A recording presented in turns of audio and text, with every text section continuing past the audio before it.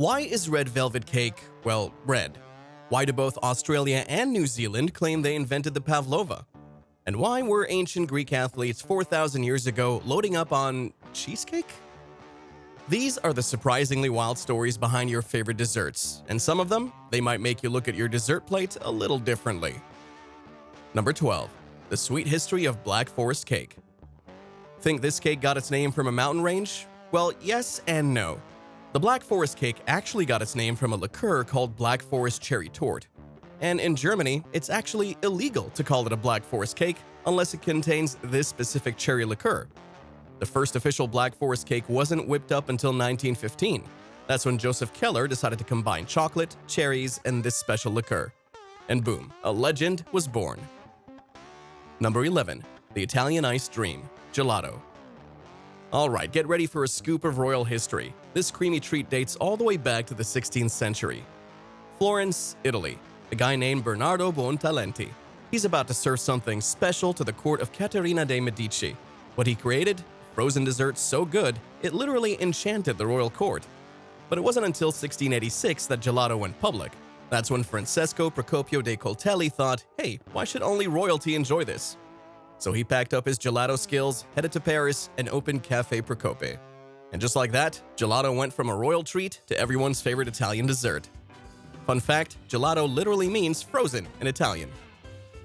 Enjoying this video? Don't forget to hit that like button and subscribe for more. Number 10. The Not-So-American Apple Pie.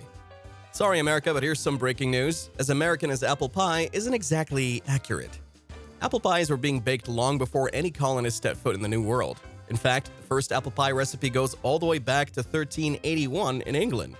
And it wasn't even just apples. They threw in raisins, figs, pears, and even saffron. Oh, and the pie crust wasn't even meant to be eaten. No joke, they call it a coffin and use it like we use disposable baking pans today. It wasn't until the 1500s that someone thought maybe we should make the crust edible too. Number 9. Marshmallows' medical past. Would you believe me if I told you marshmallows started as medicine?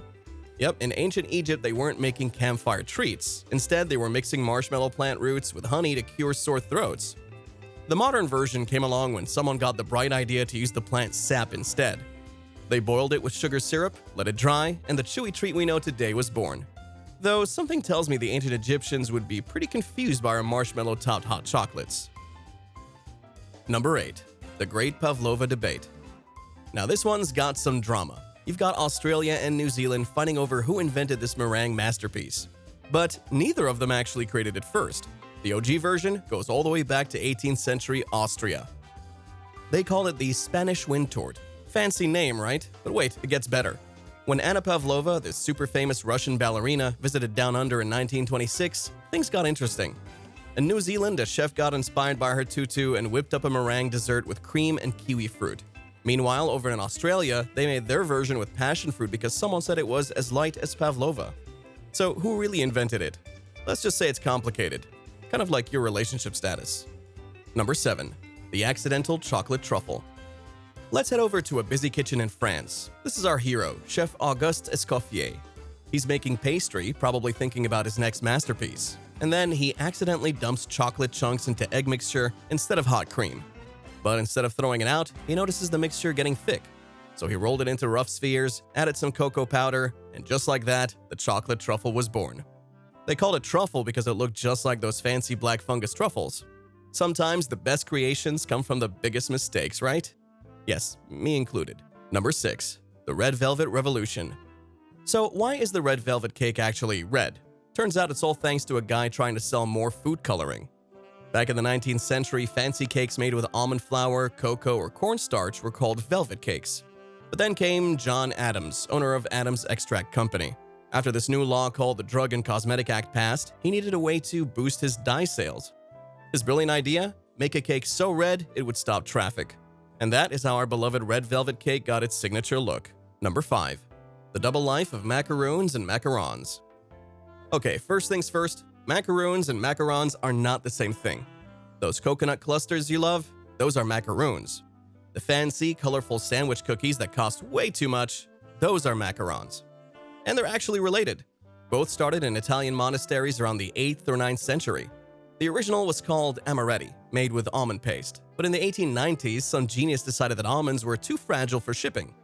Their solution? Swap in shredded coconut, and macaroons were born. Meanwhile, the French got their hands on the recipe and said, "Hold my baguette." They swapped in almond flour instead, and that's how we got macarons. Fun fact, during the French Revolution, two nuns actually survived by baking and selling these treats. They became known as the Macaron sisters. Number 4. The Tale of Two Cheesecakes.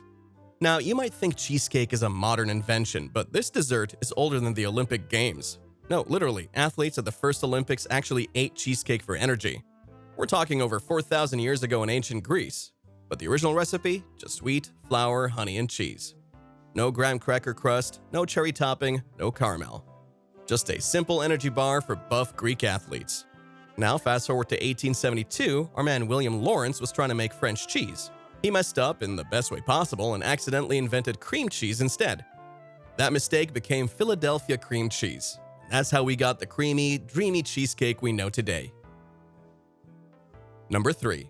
The Royal Rise of Shortbread. Why does shortbread taste so fancy? Well, it turns out it literally has royal roots. Back in Scotland, this buttery treat was so expensive that most people could only afford it for Christmas or weddings. Even Mary, Queen of Scots, was obsessed with it. Her favorite version? Something called petticoat tails, thin, crispy, and super buttery. But what you might not know is that shortbread actually started as leftover bread dough. Back in the 12th century, bakers would take that extra dough, roll it in spices and sugar, and bake it until it got super dry.